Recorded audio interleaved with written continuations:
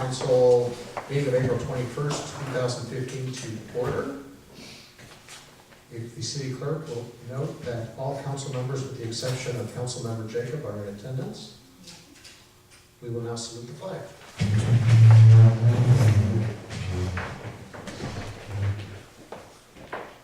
Pledge allegiance to the flag of the United States of America and to the republic for which it stands, one nation, under God, indivisible, with liberty and justice for all.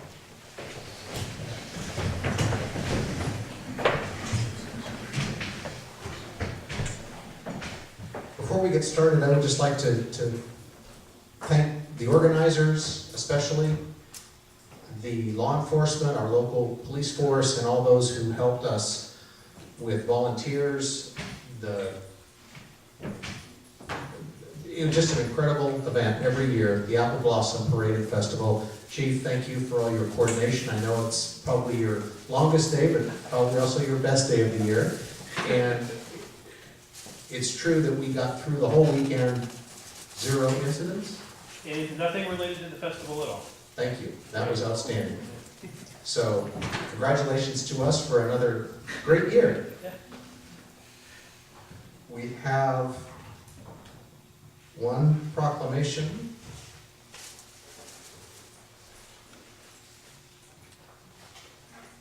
This is a proclamation by the City of Sebastopol recognizing April 2015 as Sexual Assault Awareness Month. Whereas Sexual Assault Awareness Month is intended to draw attention to the fact that sexual violence is widespread and has a profound and lasting impact on every community member of Sebastopol. And whereas 1 in 17 men will be raped at some point in their lifetime, and 1 in 5 men will experience some form of sexual violence. And whereas national research indicates that 1 in 5 women will be raped at some point in their lifetime, and nearly half of all women will experience some form of sexual violence. And whereas young people are at greatest risk of sexual violence, and youth aged 12 to 17 are 2.5 times more likely to be raped or sexually assaulted. And whereas we must work together to educate our community about sexual violence prevention, supporting survivors, and speaking out against harmful attitudes and actions. And whereas with leadership, dedication, and encouragement, there is evidence that we can be successful in preventing sexual violence in the City of Sebastopol through increased education, awareness, and community involvement. And whereas the City of Sebastopol strongly supports the efforts of Verity and encourages every citizen to actively engage in public and private efforts to end sexual violence, including conversations about what sexual violence is, how to prevent it, how to help survivors connect with crucial counseling and other support services, and how every segment of our society can work together to better address sexual violence. Now, therefore, be it resolved, the City of Sebastopol reaffirms its commitment to address the issues of rape and sexual violence by remembering the victims, supporting survivors, holding perpetrators accountable for their actions, and challenging societal myths and behaviors that perpetuate sexual violence in our community. Be it further resolved that along with the United States government and state of California, the City of Sebastopol designates the month of April 2015 to be Sexual Assault Awareness Month. In witness whereof, I have hereunto set my hand in the seal of the City of Sebastopol this 21st day of April 2015. Is there a representative? Please come forward if you'd like to say a few words. She's making too much noise. Good evening. Thank you very much for having me here. My name is Chris Castillo, and I'm the Executive Director of Verity. It's an honor to be here with all of you tonight. And I am a Sebastopolite. We lived here for 25 years, although we don't live in town, so we don't get to vote for anything in town, which is kind of a bummer, but that's okay. We're still very involved and have been involved. This is a great month with great opportunities for us to educate our community, to heighten awareness, and to have our community understand that sexual violence happens all the time, every day, all the time. And Sebastopol is not immune to it. We work very closely with the chief, with his department. They call us when they have a sexual assault. We have an advocate come and meet with those that are victimized. We go to the department if they need us to go to the department. And we try to serve everybody in this community and throughout Sonoma County as best we can.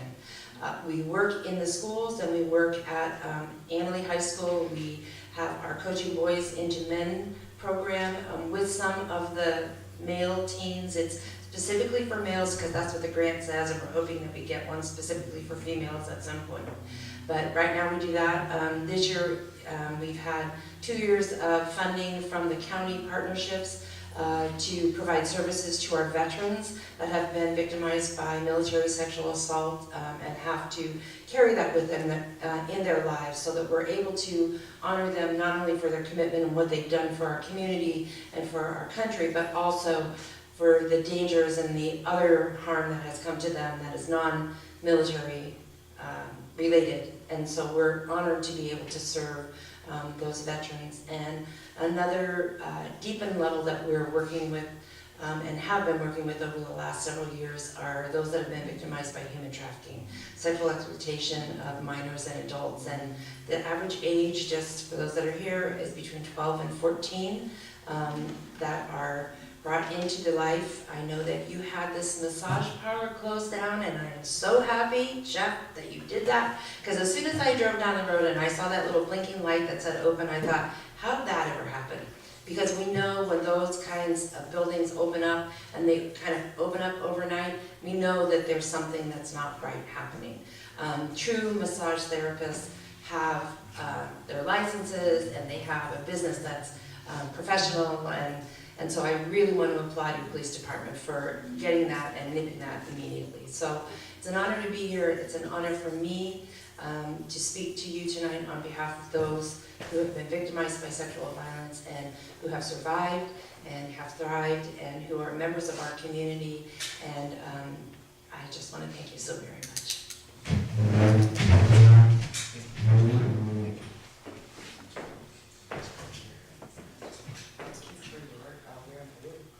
Yes, you all have ribbons and bands if you'll wear them. Great.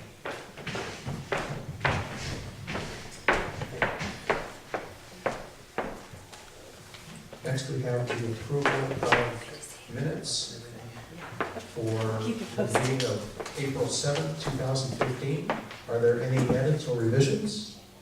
Mr. Mayor, I have one, and it's just a clerical correction on the list of who's present. It has you being the mayor and the vice mayor simultaneously. That's right. So, we can just put my name in there as a vice mayor, we're good to go. Okay? Any other revisions? Is there a motion to approve? I'll move approval. Is there a second? All in favor with that one revision? Aye. Aye. No opposed? And this evening, there is an item that has come to light since the posting of the agenda regarding the need to add a closed session at the end of this meeting. If the city manager, city attorney could provide us with a little more information. Thank you, Mayor and Council. I earlier sent the City Council an email that the city yesterday and today received 2 letters, which are notices pursuant to the California Public Resources Code, indicating that attorneys for Jack and Donna Fisher and for the Sebastopol Alliance for Neighborhood Empowerment are intending to file suit challenging the city of Sebastopol's approval of a building permit and tree removal at the Rotten Robbie gas station location.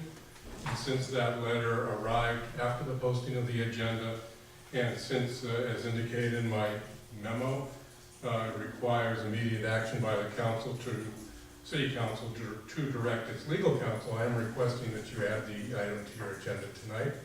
That will require an affirmative vote of all 4 council members present. Thank you for that. So the procedure for this will be to entertain a motion, a second, and then vote. Yes. I will look for a motion.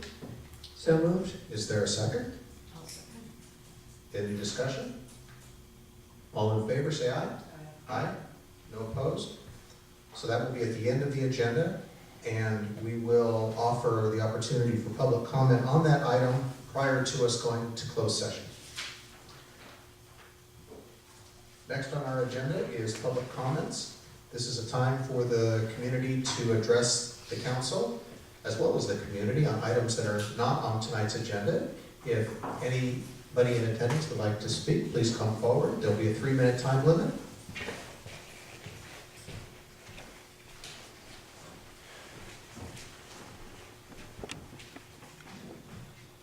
Lindeberg, Sebastopol. I trust you asked the audience to power off their cell phones, right? Please speak. But I'm saying, I wasn't here for the beginning, so I trust that you did ask people to power off their cell phones. Because, you know, France has just joined the other countries, 3 other countries in doing surveillance and counting people who, like me, are electrically hypersensitive. Sweden's got like 300,000 of them, you know, up 50,000 from 4 years ago. And the UK followed in 2005 with recognizing electrohypersensitivity syndrome and making accommodations for people in their living and meeting spaces. France, years ago, removed Wi-Fi from the libraries because librarians were getting sick. And so now they are banning it in the kindergartens, recognizing that children are more susceptible to DNA damage from the radio frequency microwaves. I am here not because I plan to, but I can no longer be here because this is or around any other people, because I have become extremely sensitive. I have peripheral neuropathy, and I can feel cell phone radiation. But the fact of the matter is, additionally, there are people who are flocking in France right now to these very, very small villages, like 100, 150 people, to escape this urban pollution, electrosmog.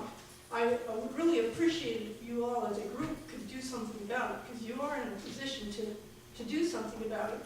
Furthermore, something that could have been done about it, and still could be, we have the section that I handed out to most of you in our general plan, the previous one, the whole section about the reduction of magnetic fields has been totally ignored by the one person who is responsible for implementing that. So I am suggesting that we would find some other person who will implement it, and I'm asking for the removal or the replacement of our planning director, from whom I have continued to get complaints. Anybody who has dealt with him on environmental or public health issue has been extremely dissatisfied.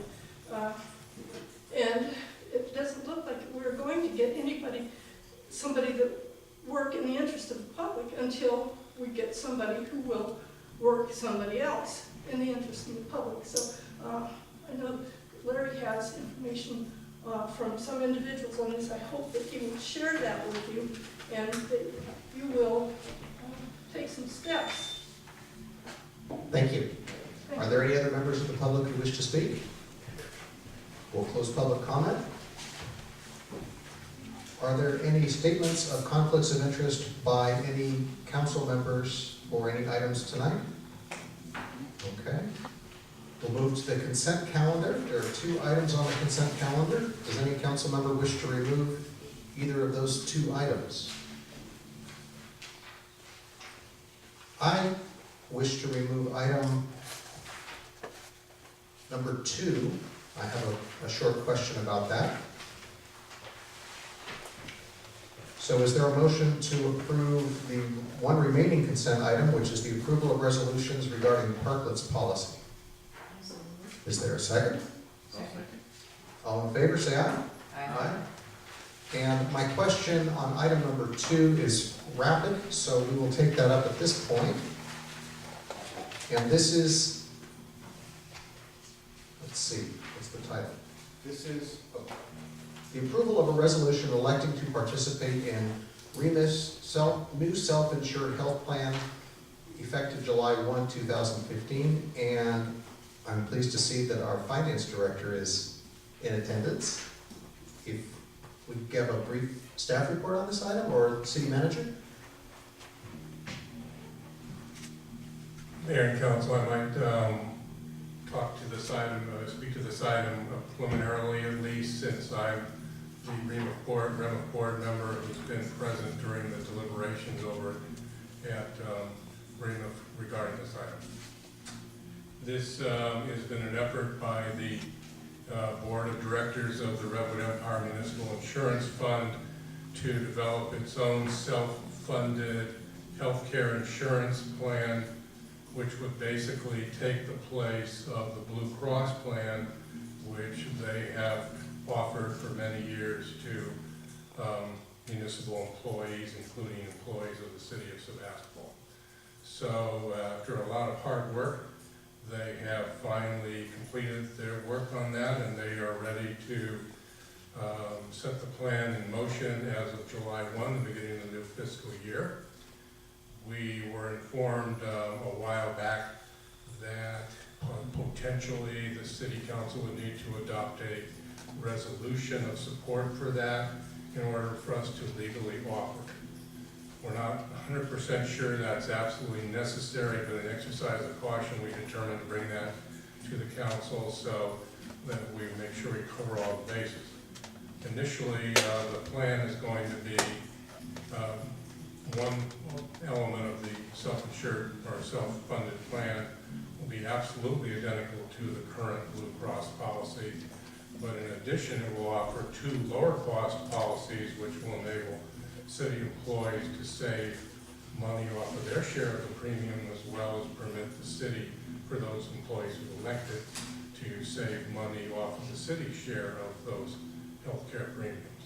So it's an equal option to Blue Cross. It's also potential financial savings for city employees and also for the city itself. So we're going to be presenting information to all the city employees. I believe it's May 4th. They'll have the opportunity to enroll in the plan during the month of May. We'll be talking to our represented groups about it as well. And then we plan again on initiating it on July 1. So we will have, there will still be the 2 options for city employees. We're not going to a 3-option system. That's correct. There will no longer be a Blue Cross option. There will still be a Kaiser option, as there has been.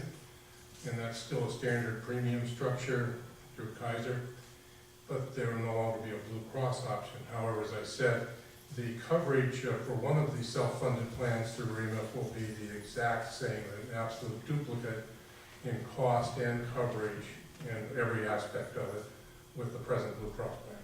And is this offered by REMA to all member cities? Yes, it is. Okay, so you answered all of my questions with your staff report, and I really appreciate that. Are there any other questions? Yeah, actually, I have one. Councilmember Beer? Has it been discussed in the event that the payouts for coverage for treatment exceed premiums collected, or money, collected as would have been paid for premiums, where does that surplus of funding come from? Do we have a liability to cover that funding? We have an excess insurance policy arrangement to cover anything in excess of, I believe, I can't remember the exact dollar figure that REMA covers, but beyond that, we have extraordinary coverage to cover anything in excess of that. So we won't be looking to the general fund, for instance, for, In no way. okay, thank you. Are there any other questions? Are there any members of the public who wish to speak on this item? I'll close public comment. Is there any further discussion? If not, I will make a motion to approve or to adopt the resolution authorizing the city manager and/or staff or designee to work with REMA's proposed move from a fully funded health insurance plan to a self-funded health insurance plan. Is there a second? Any further discussion? All in favor, say aye. Aye. Motion carries. Moving to item number 3, and we have a need for our city manager, city attorney to recuse himself from this item. So, Mayor and Council, the co-applicant in this matter is Richard Coleman. His wife is Karen Hendrickson. I've been in a law firm with Karen Hendrickson for a number of years. We're not law partners. We don't share revenue or not. We have not, even when I was practicing law. But we were in an expense sharing situation and still are with regard to the lease we carry on our law office. So I thought for appearance sake, it would be best if I step down from this particular item. Hopefully, the planning director will be able to address any questions the council has. All right, thank you for that. And for the record, this is item number 3. And this is a public hearing regarding the waiving of first reading and introduction of ordinance for application for land use and zoning map redesignation of property at 885 Gravenstein Highway North from office to general commercial.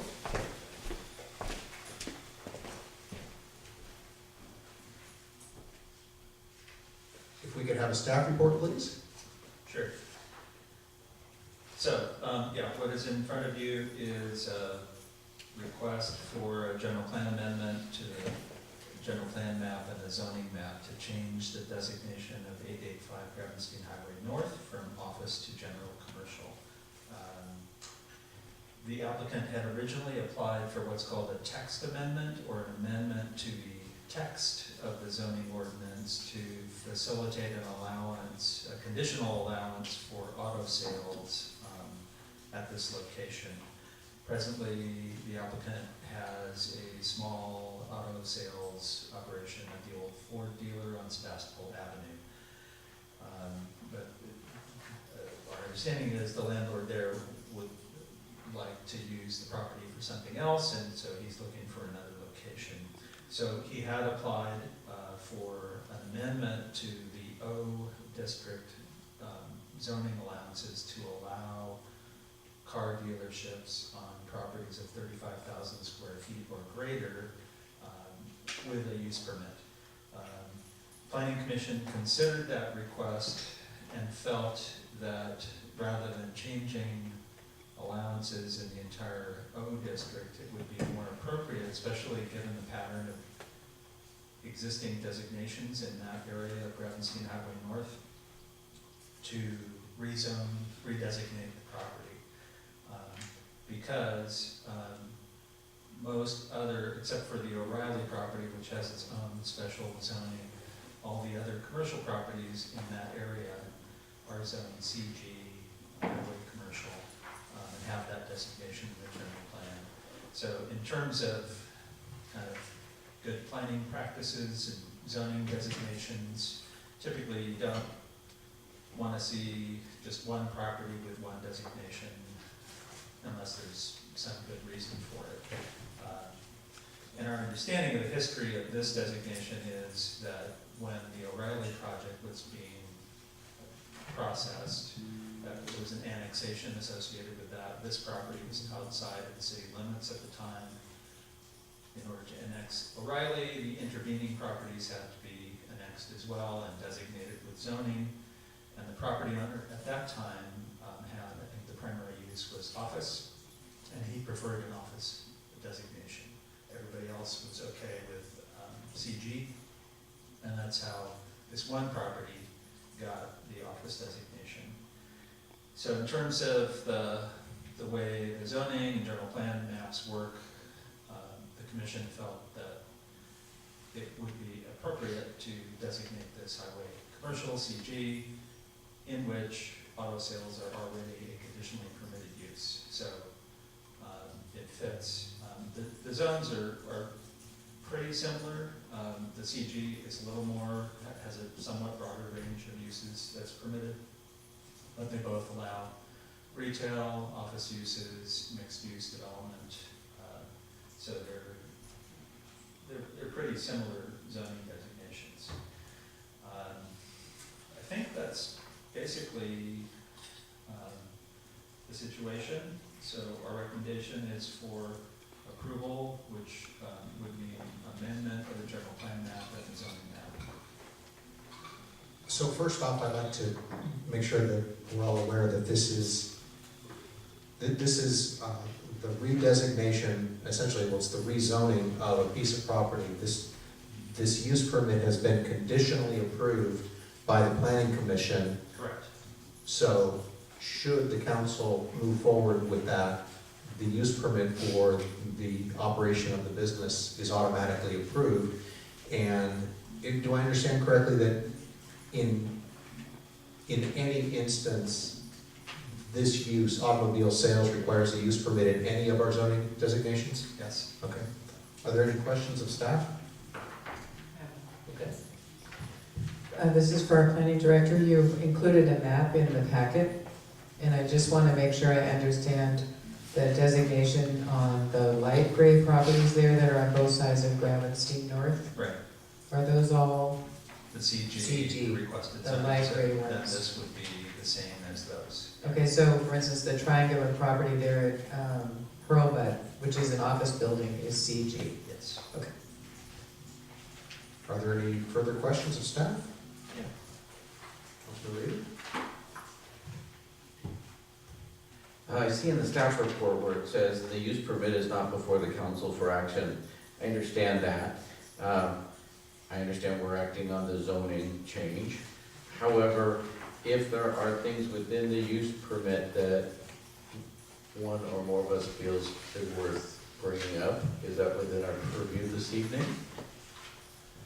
Well, you might bring them up with the applicant. The use permit is not in front of you, so, and I don't believe that you can't really attach conditions to a zoning change that doesn't relate to a development application. But you might, if you have particular aspects of the proposed use permit that are of concern, you might identify those and we can see if the applicant might be willing to address those issues. Okay, so they can be brought up this evening and get on the record then. I think so, yes. Okay, great. That's all. Thank you. Are there any further questions of staff? If the applicant would like to come forward and make a short presentation, you're welcome to do so. Yeah. First of all, I have some pictures of my present one. Thank you. This one. And this is with the new photo.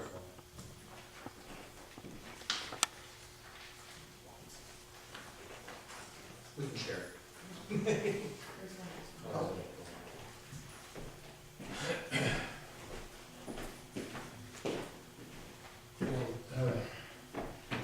Basically, just want to say I've been in business for almost 4 years at the old Ford dealership, and no problems, no complaints.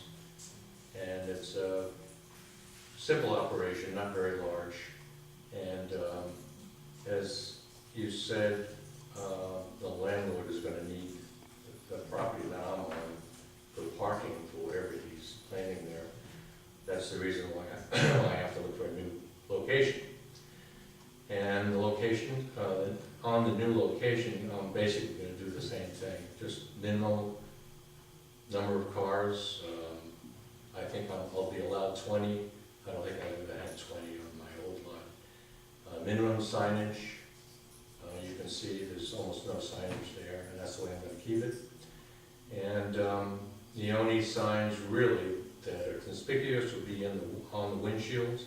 We'll have the year of the car and the price, and some information below that written on the windshield. And that's basically it. I'm just going to keep it simple and low key. All right, thank you. There may be some questions coming your way.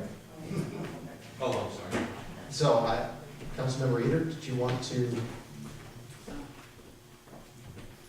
Well, first of all, I need to disclose that I've maintained a casual friendship with Max, the landowner, the property owner, so I just wanted, in the interest of full disclosure, to get that out there.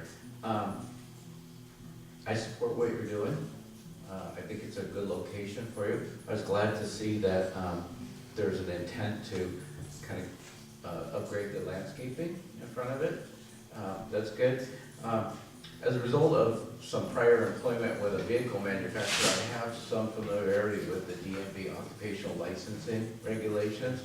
And I don't think your current signage is in compliance with the DMV regulations.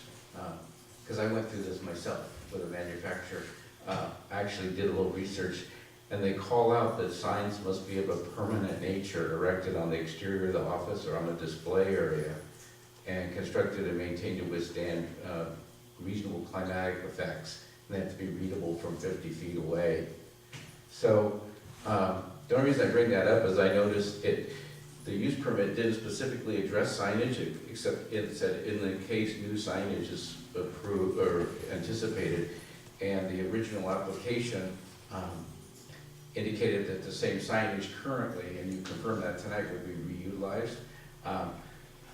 I think it's my preference, and I think it's also required by the occupational licensing division, that you have a permanent business sign there. So I would suggest, and I can provide this to you or the city, whoever, but I would suggest that you consider, an appropriately sized, small scale sign. I think it would actually add to the business, and, maybe something along the size of the new Takeo Avenue sign that was placed on, in the plaza. Just, something that would really draw people's attention, because I think people might tend to drive by thinking it's a parking lot.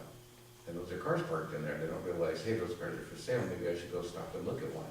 So that would be one thing I would recommend, is that, you kind of upgrade the signage, and I think frankly, you probably need to, according to the state. Yes, I do have a sign on the building that I'm in now, just over my office. Okay, And I hadn't thought of that. yeah, I know we went through the same signage hassle at the place I used to work Yeah, at. they have to inspect. If you approve, they have to inspect.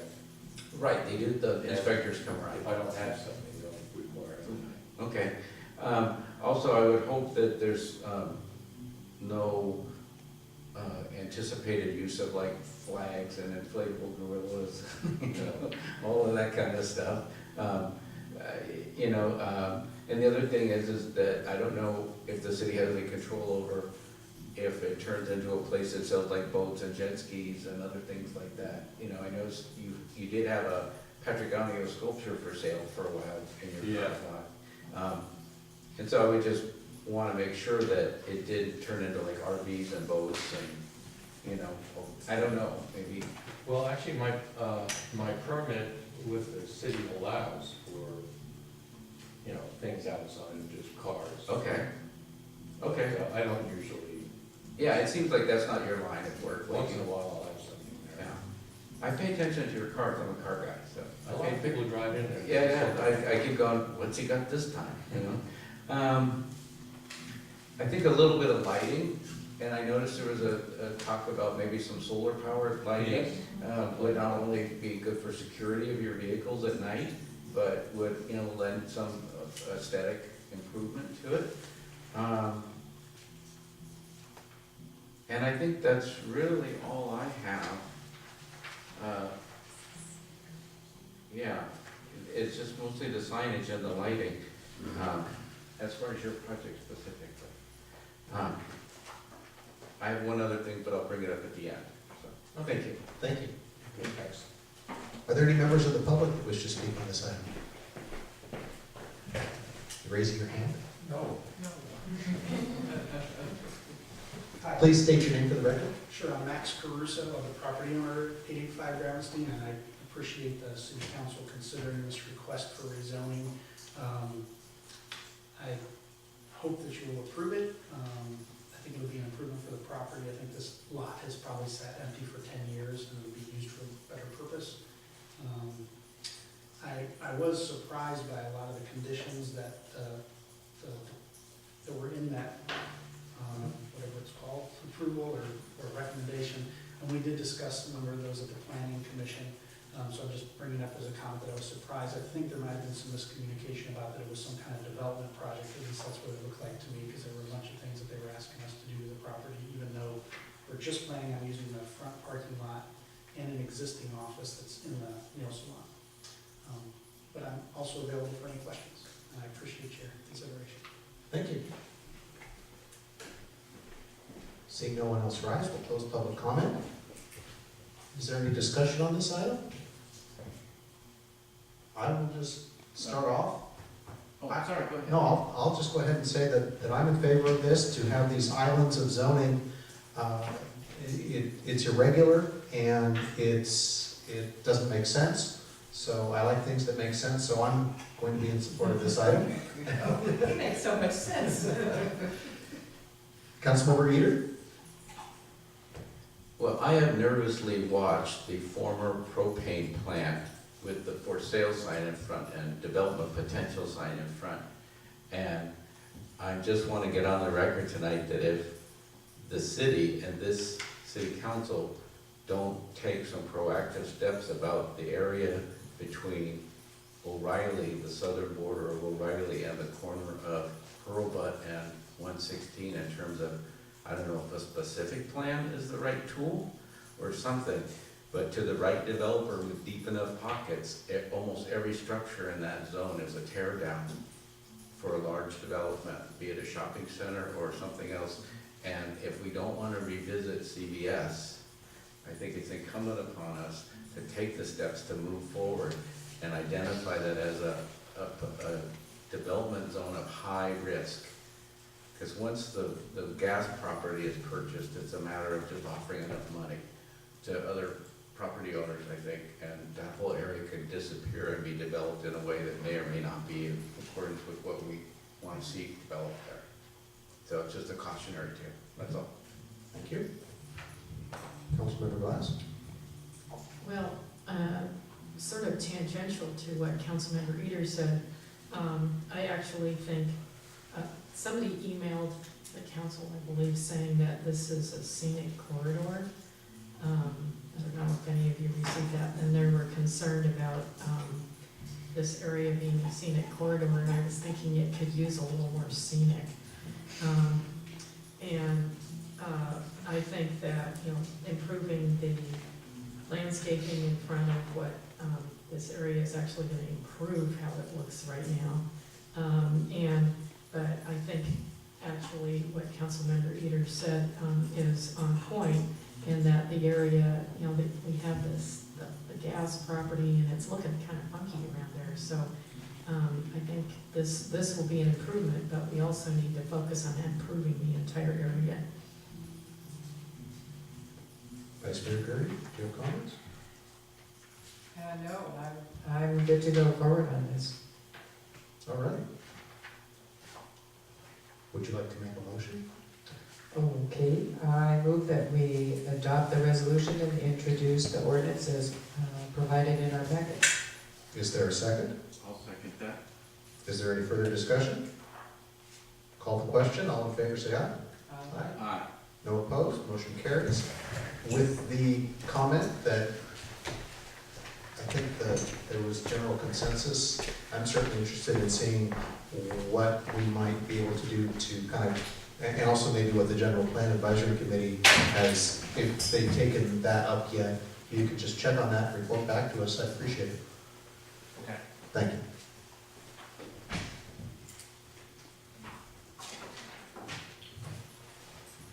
Nice to see our city attorney has rejoined us.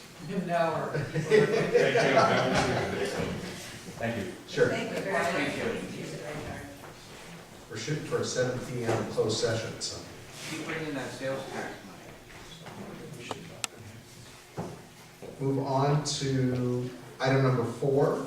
This is the discussion and action of resolution of intention to levy and collect annual assessments for the fiscal year 15-16 City of Sebastopol Special Lighting Assessment District, preliminarily approving the engineer's report and setting the date for the public hearing in accordance with provisions of the Landscape and Lighting Act of 1972, and that's some very exciting reading. And our finance director is the staff member on this.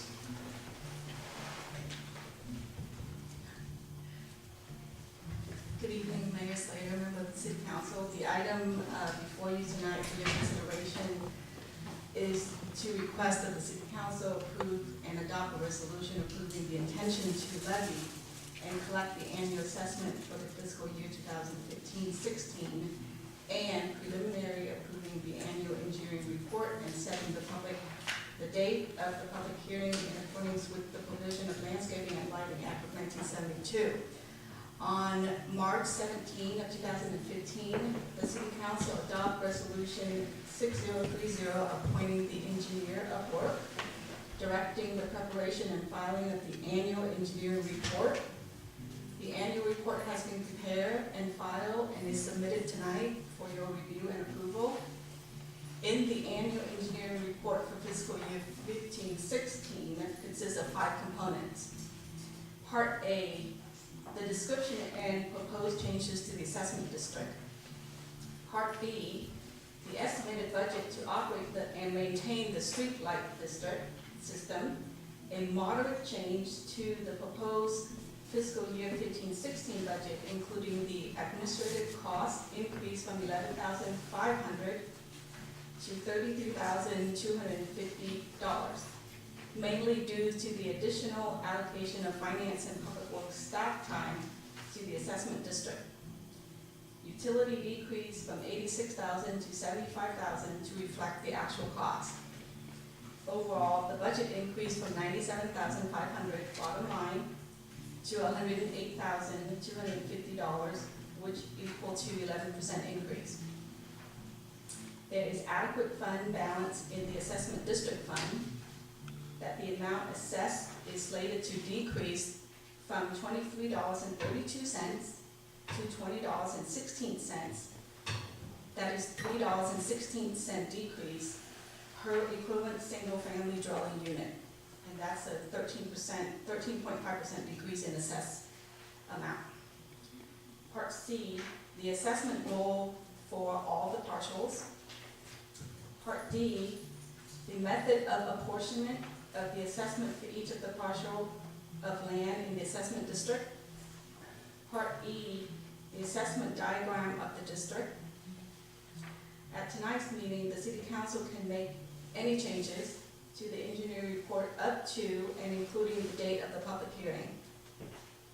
These annual proceeding and the City Council action are required by the Landscaping and Lighting Act of 1972 of the California Street and Highway Code. Staff recommends that the City Council approve and adopt the resolution approving the intention to levy and collect the annual assessment for fiscal year 15-16, and preliminary approving the annual engineering report and setting the planned date of June 2nd, 2015 for the public hearings in accordance with the provision of Landscaping and Lighting Act of 1972. Thank you. Are there any questions of staff? Councilman Breeder?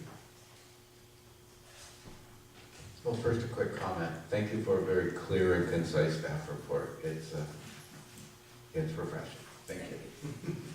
I'm curious if there's an 11% increase, why we're reducing the assessment?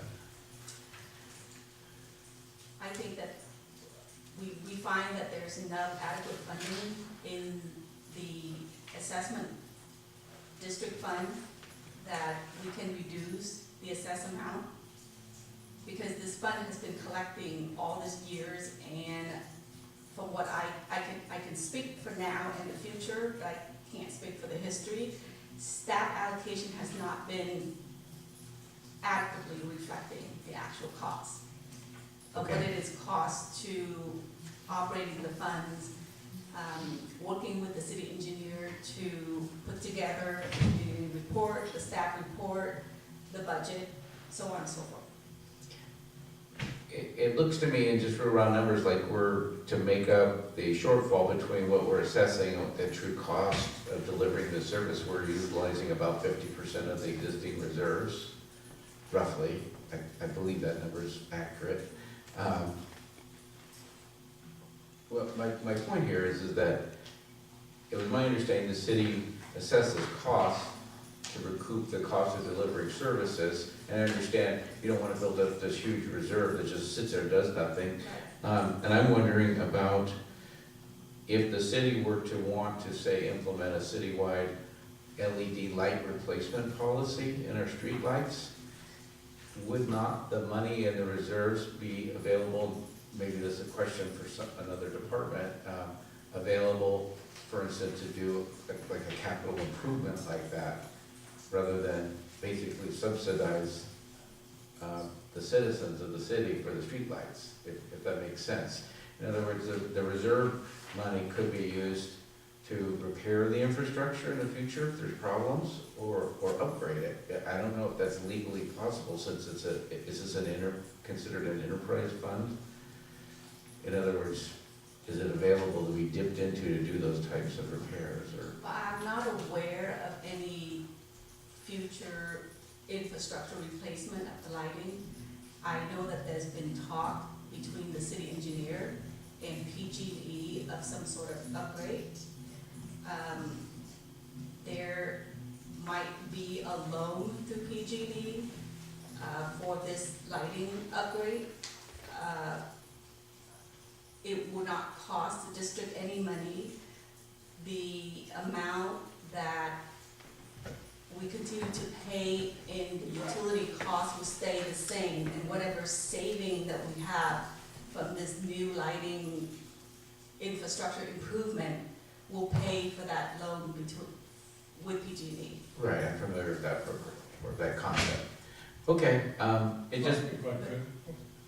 I think that the assessments here are for basically operation and maintenance, so, I mean, I think we would have to research whether we could specifically use these funds for an actual upgrade beyond what the finance director was relating, so there may be an issue there. Also, if it's more costly, then we would have to go through a full protest election type procedure, if there's any increase in the assessment. Overall, the way I was reading this item is that we were not assessing properly for the cost of the city personnel involved in this in the past, so our reserve built up beyond what we actually needed here, so now we will properly allocate to the staffing costs. And one of the results of realizing that we've been basically collecting more than we might have needed into the fund is we could use some of those reserves. I think the reserves are adequate to cover the needs in the future for operation and maintenance. That's why the assessment was proposed to go down a bit. okay, thank you, that explains a lot, thank you. Any further questions? I have a question. With the streetlights, we've got the ones on the streets that we control, and then we have streetlights along the highways that Caltrans controls. Does the city pay the electricity bill for all of the lights? How does that? I don't know the answer to that either. Okay, I was gonna guess that we probably do, okay, well, but I don't know that. if somebody could find that out and get that information to us, I think we'd appreciate that. And then the other question I have is, are we customers of PG&E or Sonoma Clean Power for the streetlights? You'll get back with me on that too. Well, I'd offer that we're customers of Sonoma Clean Power for all of our electricity needs, so I would assume for this as well. That's why I got a pile of those. Right, So I think that's the case. Okay. If not, we will correct ourselves. all right. Are there, is that a question? Just, it's kind of nice to get a report where we're proposing to lower something instead of raise it. I agree. Are there any members of the public who wish to speak on this? Close public comment. Is there any further discussion or a motion to approve? Is there a second? No second. All in favor, say aye. Aye. No opposed? Motion carries. Item number 5.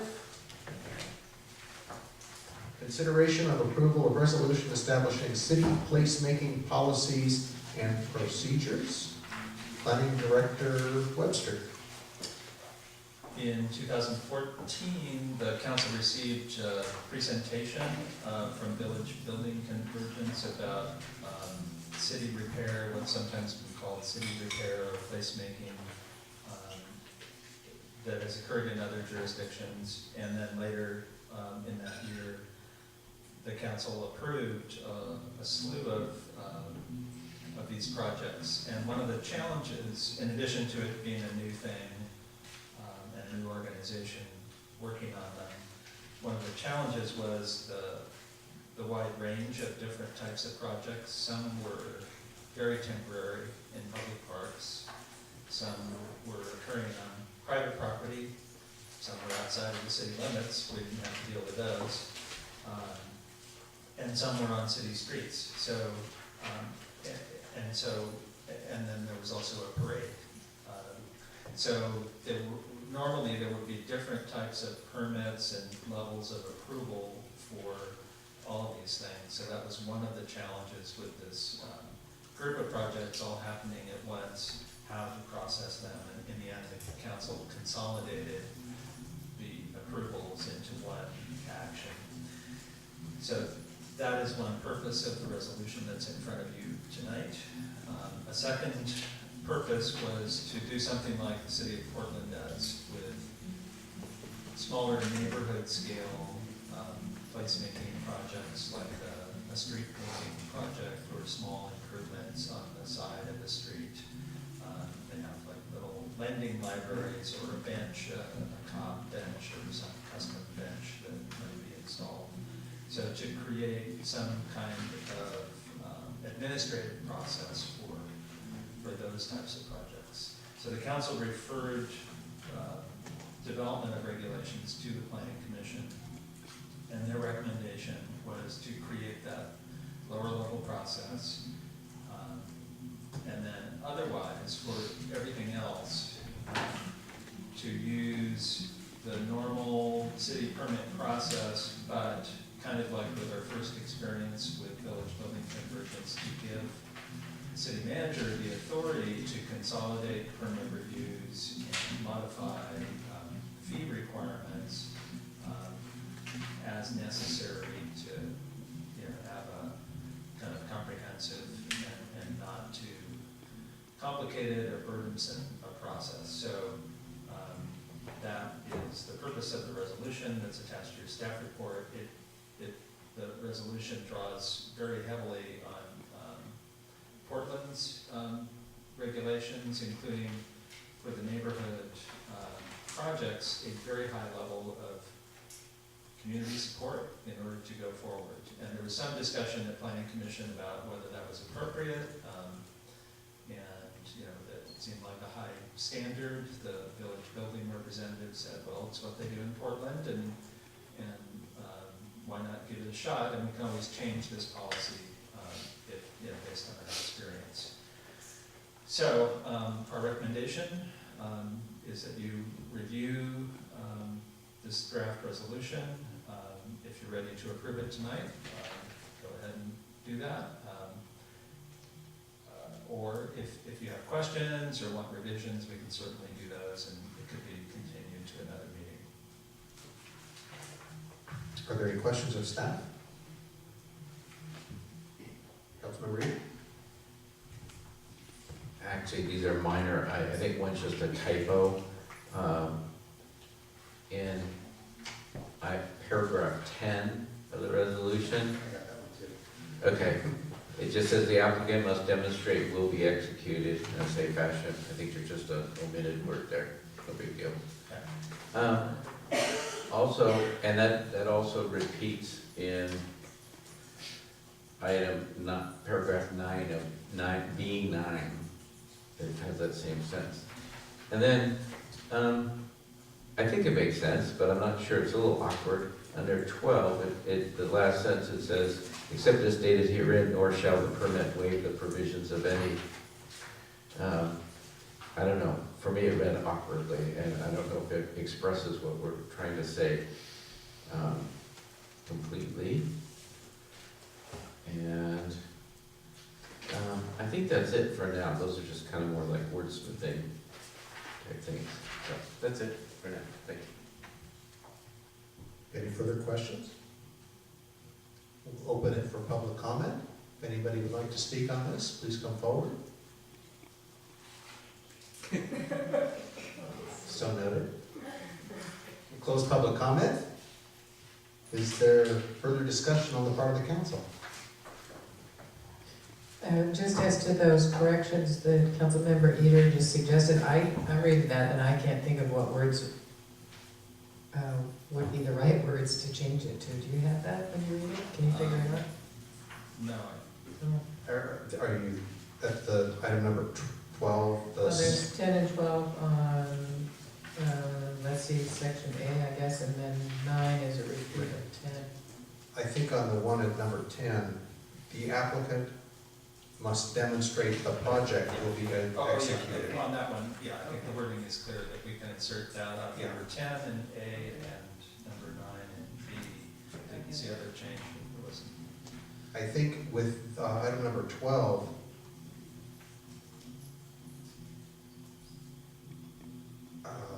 except as stated herein, the permit shall not waive any provisions.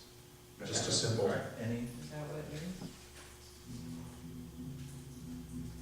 yeah, I think that. I think the form of the negative is confusing, so just switch it over. And same thing in item B where it goes, paragraph 9. And 10.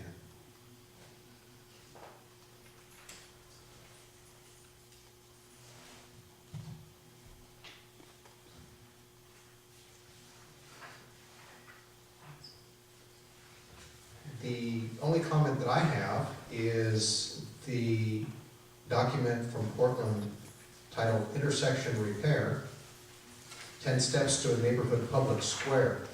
And this is not repair, well, I'm not sure if at this point, it may actually be a city department, the city repair project. And I would just suggest to the DVC folks that a Sebastopol-centric version of this document be produced and made to look significantly more attractive than this one. And to have available for folks, because this answers many questions that I'm sure people who don't know about the project have. So to have something like this that's just a ready little Carver flyer or something, that would be my suggestion. Are there any other comments on this?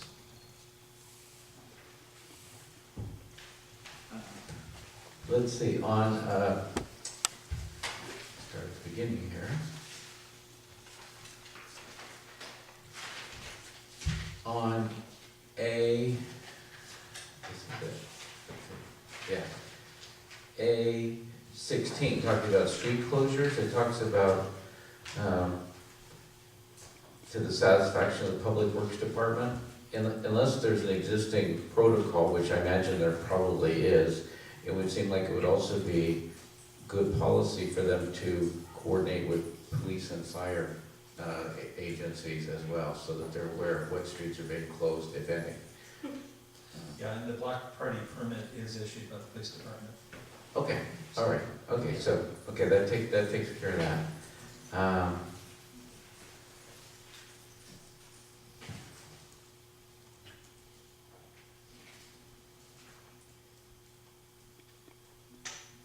And, oh, I know, B9, it talks about the applicant, let's see, has to demonstrate how the project will improve or at least maintain traffic safety and the safety of individuals.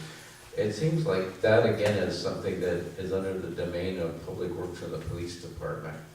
I'm not asking them to provide a traffic study, but I think that the police should be in a position to say this doesn't work for us. And, you know, maybe that falls under the same protocol that you just mentioned. If I could. All these types of for applications for permits are routinely circulated amongst all city departments for comments, so those would go routinely to police, et cetera. Okay, all right, just ensuring that everybody knows what's going on.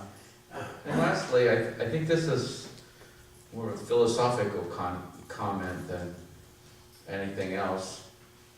We had an earlier item tonight about parklets that spoke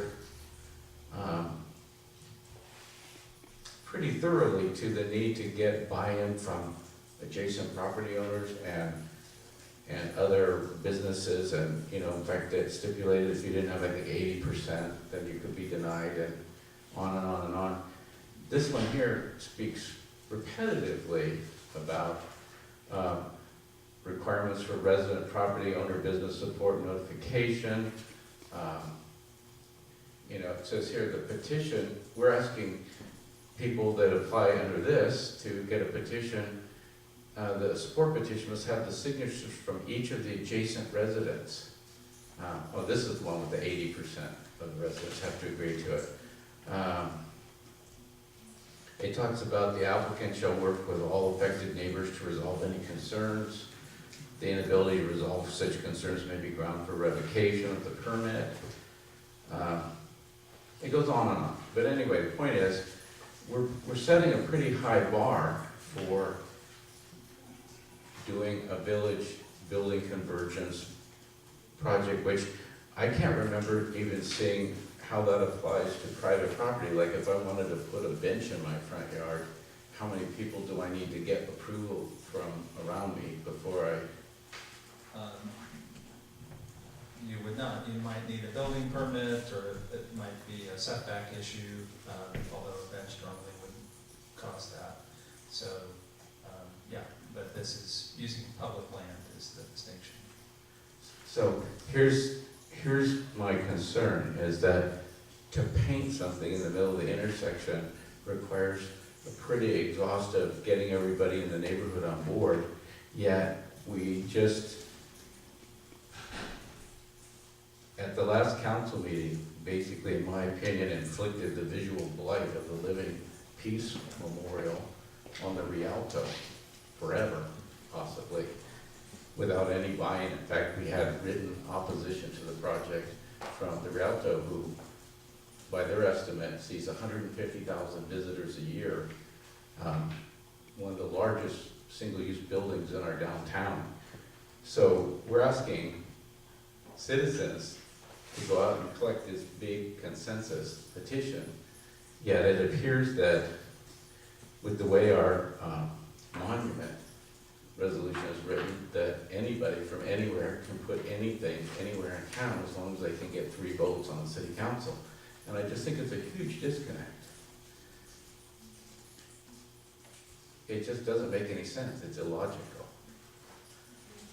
So I'm wondering if, what direction to take that. Either reduce the requirements here or revisit the resolution for the monuments, because right now, it's exactly that. There's no need to get consensus or buy-in from adjacent property owners or people in the neighborhood. You can plop down anything you want anywhere as long as you get 3 votes. And I don't think that's okay. So I think we need to have a more uniform policy of consensus as to the installation of whether it be a street painting or a piece of art in a park or anything. Right now we have no uniformity. Councilmember Glass? I just wanted to point out that the applicant for the Peace Monument had visited, I think it was 60 or so different businesses, and apparently the only one that didn't like it was the Rialto.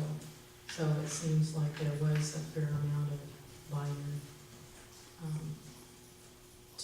from the people they had discussed it with. If I may refocus us, the item before us is certainly related, and I understand the conflict in the 2 ordinances that Councilmember Eder has brought up. Personally, I'm comfortable with this high bar. I think that the village building convergence folks, in conversation with our planning staff and other city staff, and then also the model that's been successful in Portland, it does set a very high bar, and I'm comfortable with that. And if we were to revisit the monument ordinance, I think that this is where I'm more comfortable, is the high bar, the high buy-in. The adjacent property owners are those who are most affected. So for this item tonight that we're looking at, I'm comfortable with that. 100% of every adjacent property and 80% of the standard blocks, and we have a lot of non-standard blocks, but that would be up to the planning department to determine. Vice Mayor Green? We've already offered time for the public to speak, right? Correct. Okay, then I would move we adopt the resolution provided in the packet as we've corrected it this evening. I will second that motion. Is there any further discussion? All in favor, please say aye. Aye. No opposed? Motion carries. Item number 6. Can I just express my gratitude to all of you for the time that you've taken and the staff work that you've all done and everything. Thank you so much. You're welcome. Item number 6, this is a resolution regarding art in public places policy. And this is interestingly right on the heels of an item that brought up some of these very same issues. Councilmember Peters' comments. So if we could have a staff report on this, I'd appreciate it. Yeah, in working with the Public Arts Committee, one of the items that they intend to develop is an expenditure plan for use of the in lieu fee monies that are collecting from projects that have chosen to pay an in lieu public art fee.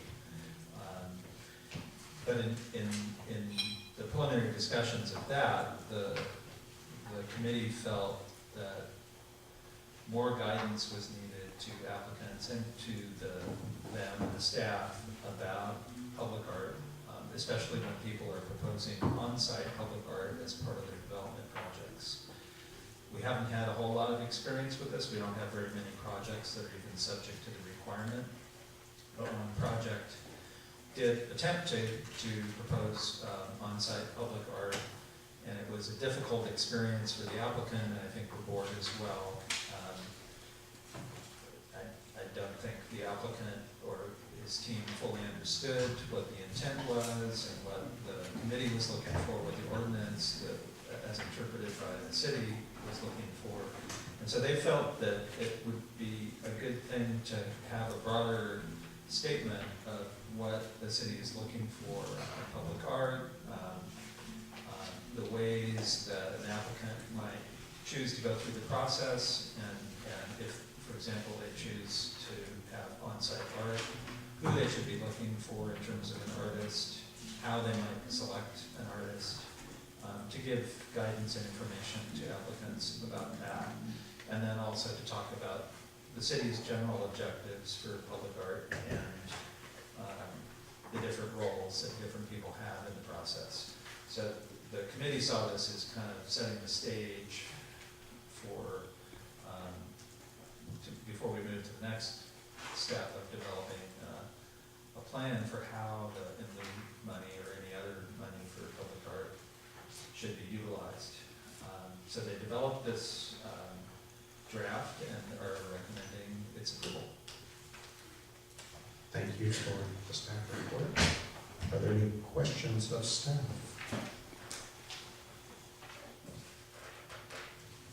Are there any members of the public who wish to speak to this item? Close public comment. Any discussion on the part of the council? Councilmember Eder? Actually, I guess this came under the heading of questions of staff. I'm curious, just off real round numbers off the top of your head, what percentage of projects, which we have so many, provide art versus paying into the art in lieu fund historically? Round numbers. Well, we've had very few projects that are subject to the ordinance because either you have to be a major addition, major work being done to an existing building, or a significant new building, and we haven't had very many of those in recent years. I believe there's one project that did on-site art, and it predates the creation of the Public Arts Committee, the Boblet Building, with metal birds on the side of it. And then the Barlow had to pay, or initially they were the project that attempted to do on-site public art, but what they came up with was not satisfactory. to the board, and I think eventually they just made the choice to pay me a new fee. And so that is the one project so far that has paid that fee. They're on a payment plan, and I think they paid maybe about 2/3 of what they owe so far. There's about $45,000 in the account, and I think they'll be close to $90,000 at the end. We don't know what the CBS project is going to choose to do. I suspect they'll probably pay a new fee, but they haven't said what their plan is. So that would generate some additional money for this account. But we've had hardly any projects go through the process. I don't know, I would be so doubting CBS, they've proven to be so creative today. Yeah, we may be amazed. Perhaps. I'm curious, what about the rebuilding of the feed store? Were they required under? There's an exemption for that kind of situation. Okay, that's why I thought there might be, because, and I didn't know if their bike rack service public or out front. And then, I've just gotten the impression from talking to developers or people that it's easier just to pay into the account and not bother with art. So I'm wondering if the city may want to consider a two-tiered percentage, smaller percentage if you actually provide the art, and a higher percentage if you just take the easy way out and pay into the fund.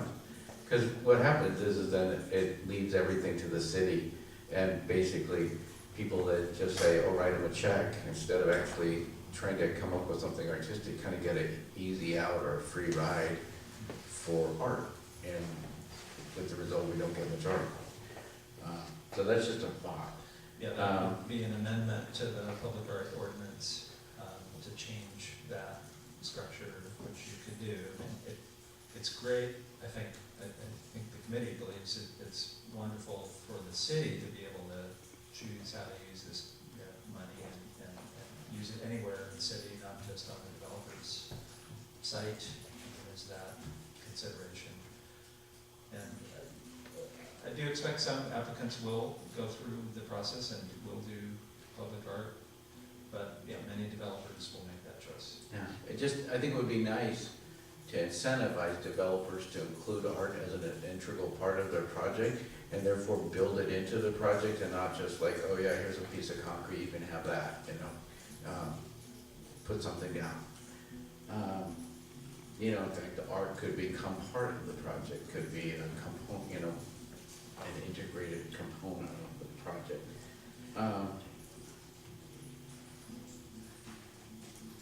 I guess this interfaces, I tried to see what the interface was between this and the monument artwork policy.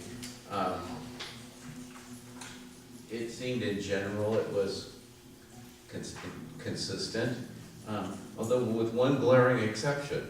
Here again, if I'm building a building, proposed artworks must be designed by a professional artist with a demonstrated portfolio of successful, high-quality artworks. The experience with public art projects is desirable. The way our current Resolution 6012 is written, anybody can bring anything. No artist, no portfolio, no experience. I think the project that was just approved at the last meeting is first time out for that person. That's donated artworks, and I think that's a valid point. The committee is very, that was one of the concerns with the art that was proposed in that one project. Some of the, proposals were not being done by qualified professional artists with experience in public art, and they very much want to be sure that any art commissioned by the city meets that kind of standard. So they, in that context, which is different than people wanting to donate things, they, I think, definitely want to ensure qualified artists are the ones making proposals.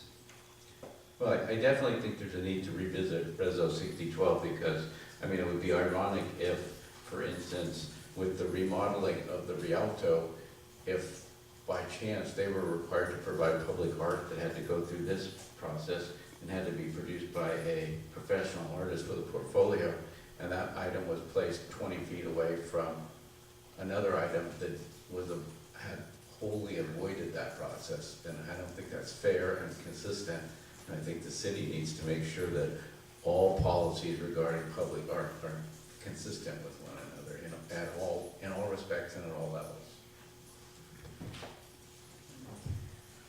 Vice Mayor Green? Well, I think to some extent, we're mixing apples and oranges here because this is about public art. The other piece that was approved was under the monument ordinance, so it was more of a monument or memorial rather than a piece of artwork. So there are distinctions based on those differences. I have one problem in the program overview statement. It follows the resolution, so it'll be page 3 in the package. In the third paragraph, it says, the goal of the Art in Public Places program is to foster artworks that create an artistic harmony between the buildings, landscaping, and open spaces. I don't think harmony is the only purpose of art. At all. I mean, a lot of art is there to energize people, to inspire people, to make people think. I don't think it's intended to make the visual streetscape look harmonious. To me, it was a very limiting concept for the purpose of art. That paragraph could be modified by eliminating that central piece, and so it would read to foster artworks that serve the people of the community and visitors by bringing art into daily life, and just eliminate. I think that would be much better. Yeah, that fixes it. Because it just, I mean, that harmony thing just made it sound like our whole town was gonna look blah, blah, blah, everything looks all the same, and oh, how boring. And I don't think that's what art is about. I mean, we went back to the door to hell, remember how exciting that was when some people saw that piece of art as the door to hell when it was put on the ground. You know, and others of us, it never occurred to us. So, thank you for that suggestion. Let's just take that part of the sentence out and I'll feel much better about it.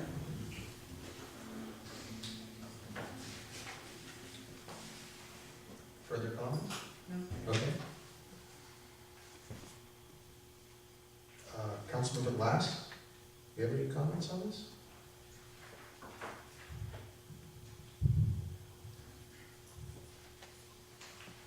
I think altogether that this was well put together, well thought out. I'd like to support it All right. as well. So I just have one more question. I think most of what we consider public art or art placed on public property has been the work product of the sculpture jams over the years. So are those sorts of projects going to have to go through this program? They are subject to the monument policy process. If they're temporary, there's a kind of a shortened, streamlined version of the process, but they are required to go through that. And So they would go under that policy rather than this reso and program? Yeah. Okay. Yeah. All right, I have a couple of, well, a question. This is on page 4 of the document. At the end of the page, budgetary guidelines for applicants subject to public art ordinance, eligible costs, and it has a list of them. I'm curious if there's a procedure in place to verify this. As an example, travel expenses of the artist for site visitation and research. Do we have to see their receipts and their plane tickets and all those things? I mean, and that's sort of an absurd limit to push it to, but it would be easy to see where somebody could game the system a little bit if we don't have a procedure for verifying costs. Yeah, I think it might be appropriate maybe at the beginning of this section to say that the expenses must be reasonable and will be reviewed by the Public Arts Committee. I think that's, and city staff. I think that's probably fine. That covers my concern.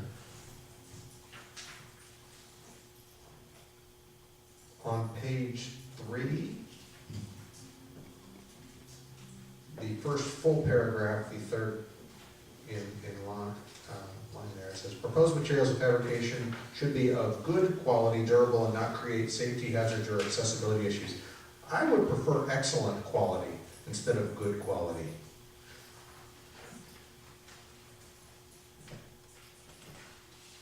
Then moving down, artworks may be, and then it starts with the word typical. Yeah. That's, yeah, I would maybe propose that read, typically, building features designed by architects, landscape architects, or engineers as part of the architecture will not qualify as artwork for purposes of this program. As part of the, what is that phrase? This is page 3. Yeah, I got the first part. Typically, building features designed by architects, landscape architects, or engineers as part of the architecture will not, etc. Got it. And, let's see. Okay, that's that one.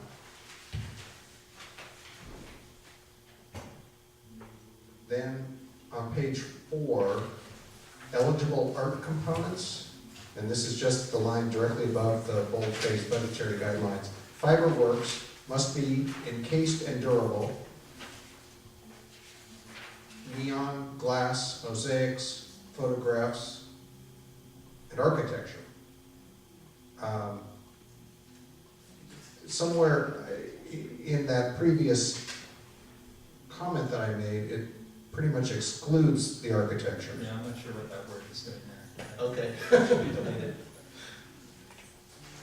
So my comments there are mostly to protect my profession in that architects, landscape architects, and engineers who do professional work could also be fully qualified as the artist and be able to come up with something that is meets the program as far as being public art in a way that may be more integrated than a standalone piece, but it doesn't, I'm not saying that necessarily the public art would be a custom-made door or something that's upright and usable by people. And so that addresses my concerns on that. So I'm curious, how many small cities have programs like this? Do you have any sense of that? A number of cities have percent for art programs. I don't know about small cities, small as Sebastopol, how many of them do. It'd be interesting to research what the in lieu fees in other municipalities go towards. Yeah. So, Councilman Reed, Derek? No, go ahead and finish. If there are no further comments, is there a motion for this? Well, yes, I would move that we adopt the resolution as we've made corrections this evening. Is there a second? Any further discussion? Yeah, actually, I have one more point, and not to sound like a broken record, but I think that this council is remiss if we don't address the consistency in our policies by revisiting Resolution 6012.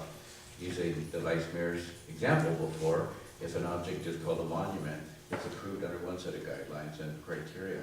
If you call that same exact object, piece of artwork, it falls under a much more stringent set of guidelines, and it just is not, it's not correct. I would suggest that an agenda item request be put in, if you'd like us to discuss Okay. that, because I think that would be appropriate. Great, thank you. So I'll call the question on this. All in favor, say aye. Aye. No opposed, motion carries. We've been at it almost an hour and a half. Should we take a break?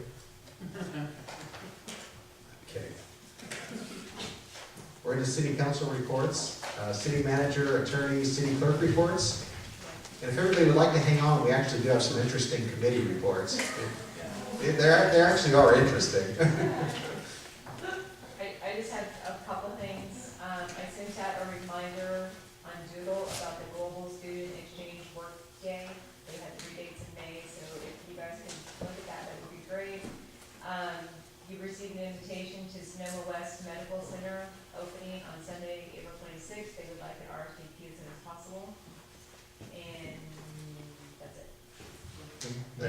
Council, I have a couple if I could. Try and be short. This relates to two potential agenda items. Number one, as some of you may have seen the report in the Press Democrat on Sunday entitled Sonoma County Yard Waste Compost Operation in Peril. If not, I have copies for you this evening as it summarizes some of the issues that the board of the Sonoma County Waste Management Agency has been dealing with. As the agenda setting committee knows, the board of directors of the Sonoma County Waste Management Agency in March directed that each member city and the county of Sonoma, councils and supervisors take up a decision item to start the discussion and start towards a decision on the future of the Waste Management Agency. They developed a rather elaborate decision-making matrix, which is a spreadsheet of questions, all of which relate to the future of the agency, whose JPA agreement expires in just a couple of years. On the eve of this engineering director and I are the two board members, or the board member and alternate for the city of Sebastopol, and I've been attending that board meeting in recent months. I did attend the board meeting this month in April, and just on the eve of the board meeting, a number of events took place that caused some of the basic premise of the decision-making matrix to come into question, and those are related in that news article. They relate to the selection of a new compost site. They relate to the action of the regional board, which has a zero discharge order requiring compliance at the compost site and a stopping of any discharge potential by October 1.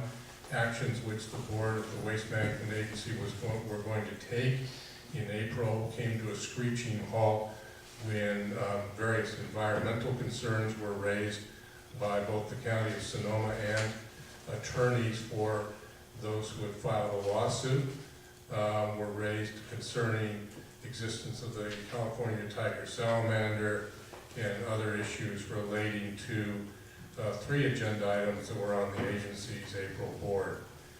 I had already met with the agenda setting committee, and we had discussed having the decision matrix item come to the council tonight. That's why the meeting's rather abbreviated, because of the events that took place that are in that news article. I decided to pull the item from tonight because, again, the basic premise of some of the decisions the council would be asked to make had changed abruptly.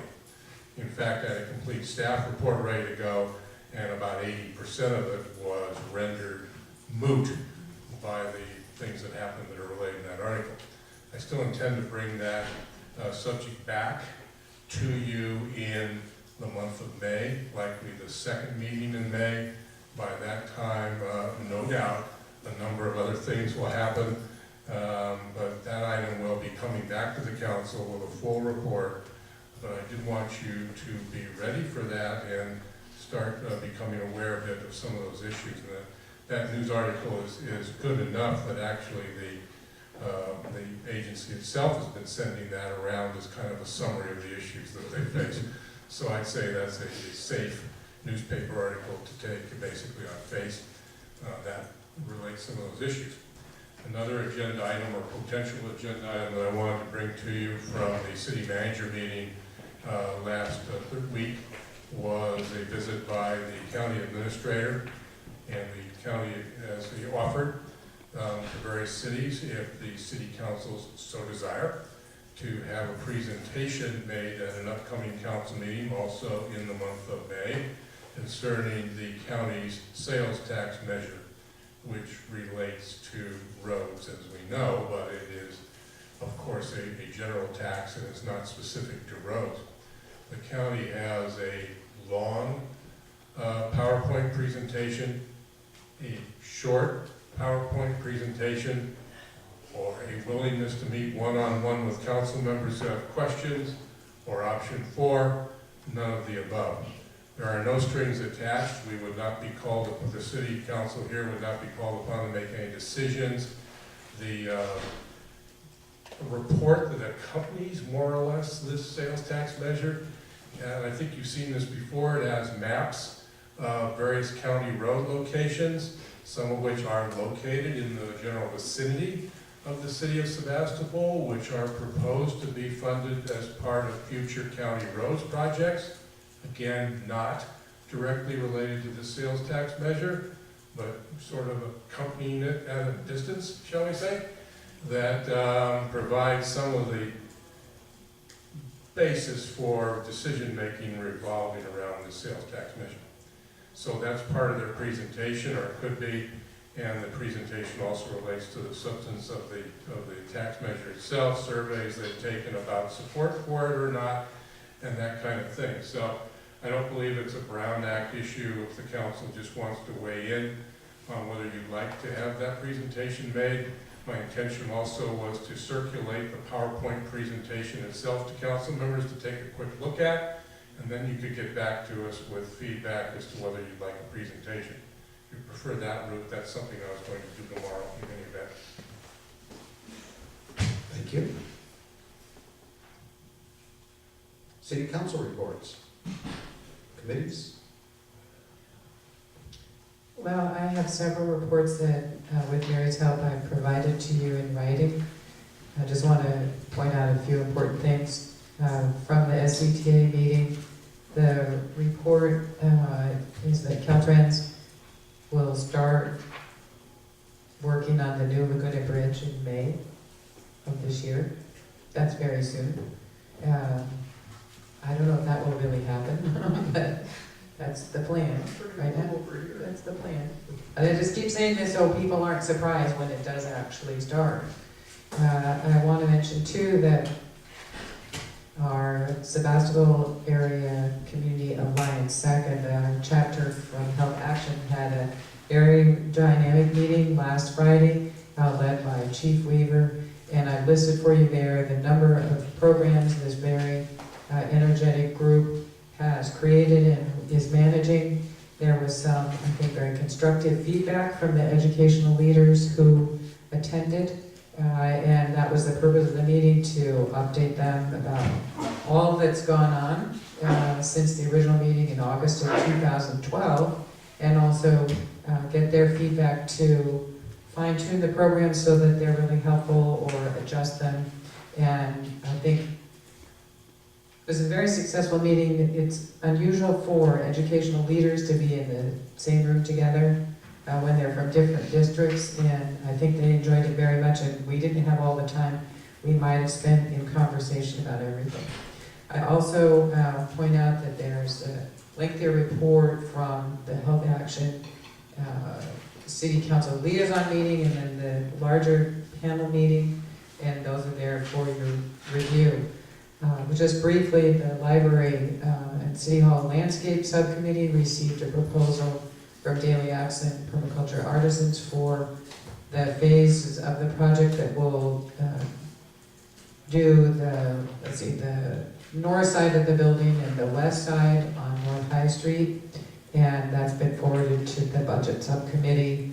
Also, the Pine Grove Square RFP has gone out, and we're getting a couple little bites of that, and we hope to distribute it and see where that goes. I think that's everything on my committees. Thank you. Councilmember Glass. Well, I have a couple of things to report. The Sonoma Marin Mosquito and Vector Control District just had an election, which had turned into something fairly controversial. And we had a meeting last Wednesday, which was attended by quite a number of people who were dissatisfied with the process. There was a proposed resolution to not count the ballots of the election because a number of people on that board were dissatisfied with the process. I think it's a 25 or 26 member board, and there were 5 or 6 people that proposed a measure to not count the ballots, and I did resolution, I felt that since the election had taken place, that it seemed reasonable to count the ballots. It is, the process was very interesting for, I don't know how many of us on this council are familiar with the Prop 218 process, but it's a pretty unique process to go through and find out how it works. Under Prop 218, people don't get, it's not like a one-man, one-vote process. So the assessment is based on how many parcels you own. So some very large entities get really a lot of votes, and if you're just Joe or Josephine, a homeowner, you get one vote. So, some people, I think, some people in the public felt disturbed about this process and were upset partly with the district for participating in the process, but the bottom line is that that's now the legal mechanism for raising money for that kind of a district. So it's state law, so I thought the process was a little odd myself, but that's the way that state law is now, so I think that's how we have to do it. So the assessment is approximately $12 per household, so I felt it seemed reasonable to, on behalf of our council, to vote in favor of counting those votes. That was moving forward then. The budget committee has been meeting with department heads, which that's why I look a little sleepy because I've been at that since 10 this morning, looking at really a lot of budgets. But I have to say, our new finance director has done an extremely good job of presenting all the information in an understandable format, and that all of our department heads have been extremely good advocates for their departments by providing very detailed and useful information about the functions of their departments and any special things that are going on that they felt that I, as a member of that committee, and then I will be reporting back to the council about the little variations in our, the special things that were incorporated into each department's budget. So I'm finding that to be a very educational process, and thank you very much for your excellent work. Councilmember Reeder. I attended a League of California Cities Legislative Committee meeting last Friday. Sadly, there was only 4 council members in attendance from all the cities in the county. But we went over a large number of bills. And I don't profess to have any detailed knowledge of any of these. I'll provide this to the city and they can distribute it to the council members, and you can look things up if you're interested. But just in a nutshell, interestingly, 3 of the 17 bills we discussed dealt with medical marijuana and marijuana cultivation. Actually, I wish that Councilmember Jacob was here tonight because he could probably speak more intelligently to this subject than myself. But according to the representative from the league, there's a group in Los Angeles who's trying to put together a ballot measure that would legalize marijuana without taxation or without regulation. And so they're trying basically, I guess, to pile on as many marijuana-related bills in advance of the possibility of that occurring as possible. They think that they might have a good shot at actually getting it to pass. I haven't seen any source documentation on that. I'm just relaying what the league representative told us. So 3 of the 17 bills we discussed were about marijuana. Things that would actually affect Sebastopol. There's a new bill coming that would increase the low-income housing tax credit by $300 million to help build affordable housing. And they're seeing that, they're framing that as kind of a redevelopment substitute as far as refilling the coffers for affordable housing. There's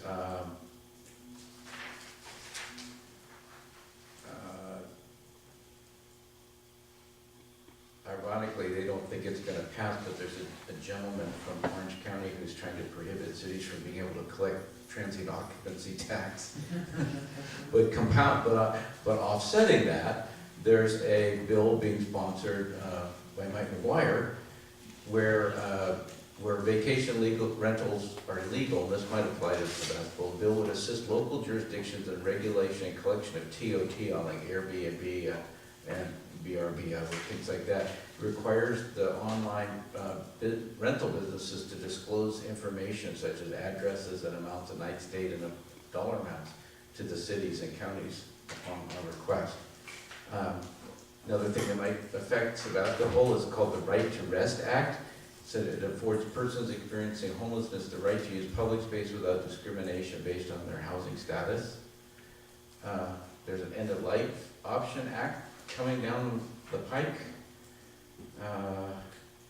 They're looking at expanding sales and use tax law to serve specified services over and above products to get more tax, of course. And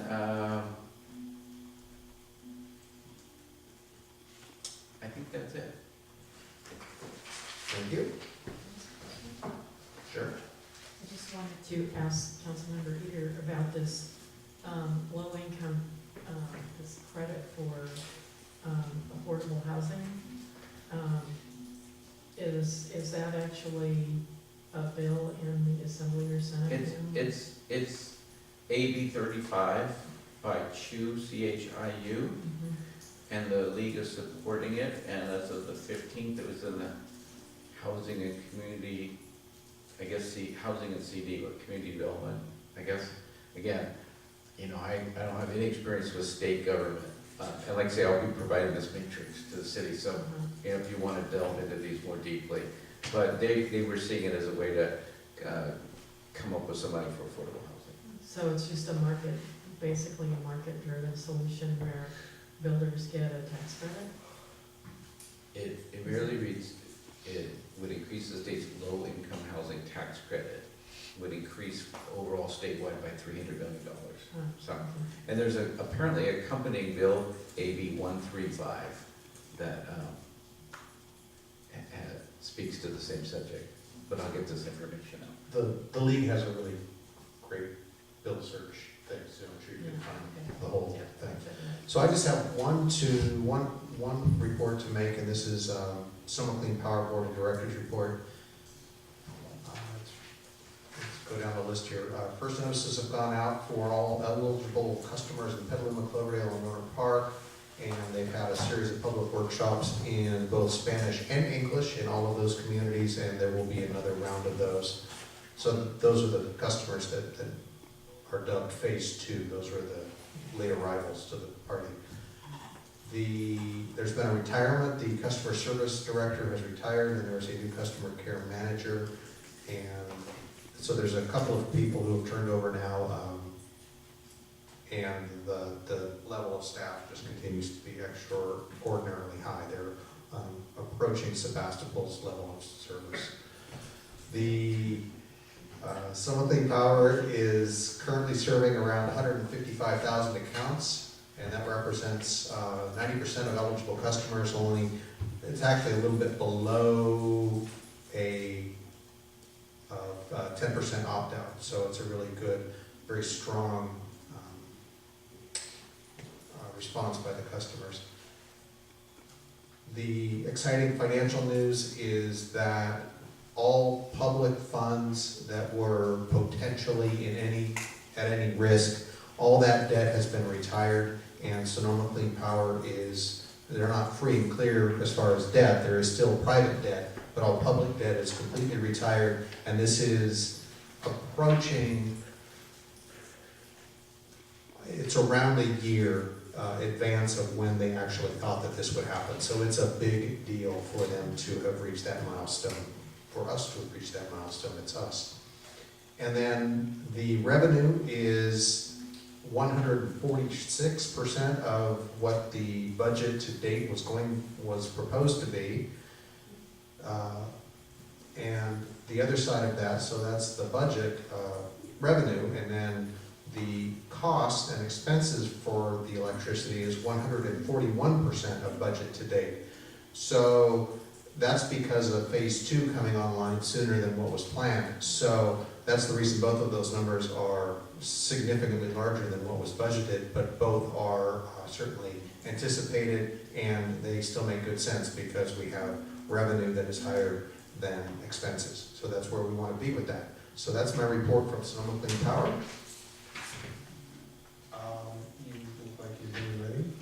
Well, just before we close, I want to thank Holly for the map that she did. It was included in the water and sewer bills. It's the Park Once and Walk in downtown Sebastopol map. It's very clear and dramatic and advertises our public parking lots for people. So the hard copy's gone out, it's going to be available, and then hopefully put up on our website and linked to our website and available through other websites, etc. And also, I just wanted to mention too, with Kenyon's help, there is an important date that's not on Mary's list, and it's the event this Saturday, which is the 25th. This is the Laguna Preserve Management Plan Resource Public Meeting. It's got a very long title. And it's at the Center for the Arts. Yes, 9 o'clock, about 2 hours, 3 hour long meeting. And that's a public meeting that our consultant's doing, and I guess council members could go. This council member will not be going because it is our annual Rebuilding Together work day. Well, I'll be making a brief appearance for that. So that's my plug for something to do on Saturdays, to come out and help some low-income homeowners with some home repairs. So we will, let's see, well, we've got other dates are on here, future dates. I assume there's no council communication received. If any member of the public would like to speak to the item that we will be going into closed session for, I will call for that. We'll close public comment on that and proceed behind closed doors.